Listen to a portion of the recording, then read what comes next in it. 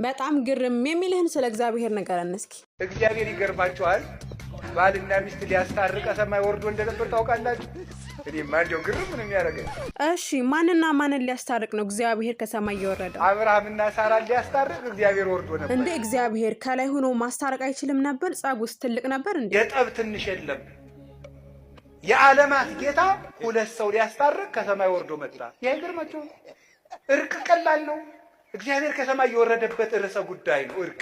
እውነት ነው። እርቅ ቀላል ነገር አይደለም። አንተ ግን እግዚአብሔር ከሚወርድ ምን ቢያደርግ ይሻል ነበር ትላለህ? እንደው ሽማግሌ ቢልክላቸውስ ወርዶ እግዚአብሔር ከሰማይ።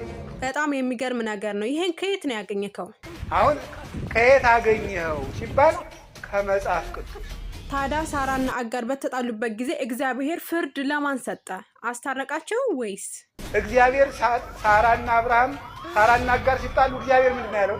ሳራን ስማት፣ ሰራተኛይቱ ምን ትበላል? አስወጣ።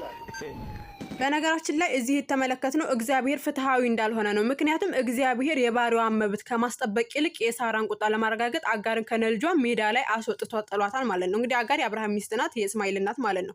ሲቀጥል ሳራ መውለድ ስላልቻለች ነው አጋርን አምጥታ ለአብርሃም ሚስት እንድትሆኑ የሰጠችው። ዘፍጥረት ምዕራፍ 16 ቁጥር 3 ላይ መመልከት እንችላለን።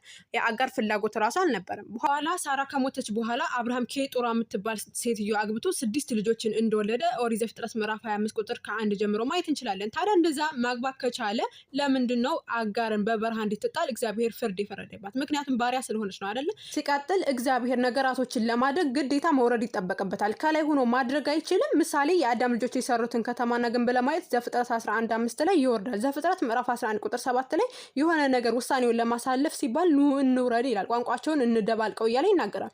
ከላይ ሆኖ ማየት አይችልም። ነገር ግን አምላካችን አላህ እንዲህ ይላል በቃሉ ላይ በሱረቱ ሰጃዳ ምዕራፍ 32 ቁጥር 5 ላይ ይደበሩ الامر من السماء الى الارض ነገሩን ሁሉ ከሰማይ ወደ ምድር ያስተዳድራል። ግዴታ መውረድ አይጠበቅበት። ምክንያቱም ካልን በሱረቱል በቀራ ምዕራፍ 2 ቁጥር 20 ላይ ان الله على كل شيء قدير ይላል። አላህ በነገሩ ሁሉ ላይ ቻይ ነው ይላል። ታዲያ አምላካችን አላህ አንድ ነገር ለመፍጠር ወይም ለማድረግ ሲሻ መውረድ ሳይሆን ትእዛዝ መስጠት ብቻ ነው የሚጠበቅበት ማለት ነው። ምሳሌ በሱረቱል ያሲን ምዕራፍ 36 ቁጥር 82 ላይ انما امره اذا اراد شيئا ان يقول له كن فيكون አንዳችን ነገር በሻ ጊዜ ለእርሱ ሁን ማለት ብቻ ነው፣ ወዲያውም ይሆናል ማለት ነው። ከቃሉ ጋር ናችሁ።